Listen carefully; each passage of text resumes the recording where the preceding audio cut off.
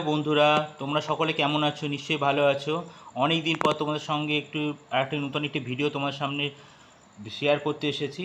তা আজকে একটি সুন্দর ভালো দিন। আজকে হচ্ছে ফাদার্স ডে। তা আমি এখন অনেকটা জীবনে অনেকটা পথে অতিক্রম করেছি। তা আমি এখন দুই সন্তানের বাবা, সেটাও তোমাদের দেখাতে এসেছি। তা আমার দেখতে পাচ্ছি হাতে একটি সুন্দর একটি গিফট এসছে। আমার ছোট্ট পুচকে, সব থেকে সুন্দর একটি পুচকু, একটা বেবি সন্তান, সে আমাকে দিয়েছে।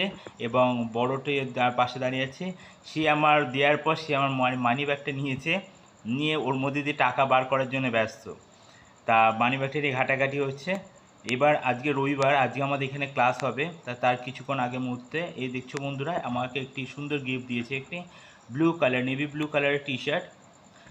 আর আমাদের ড্রয়িং ক্লাস শুরু হয়ে গেছে। তা আজকে এই যে ফাদার্স ডে উপলক্ষে আমি সকলকে ফাদার্স ডে কার্ড বানাতে শেখাচ্ছি।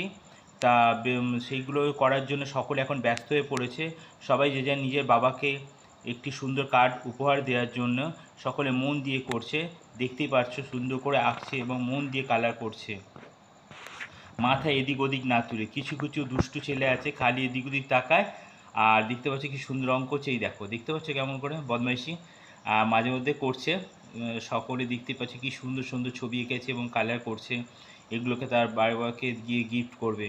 সবার কাছে বাবা একটা সুপার হিরোর মতো সকল সন্তানের কাছে। তা সেই বাবাকে দেওয়ার জন্যে দেখতে পাচ্ছি কি সুন্দর সুন্দর আপনাদের মধ্যে কাছে কার্ড বানিয়ে দেখাচ্ছি আমি।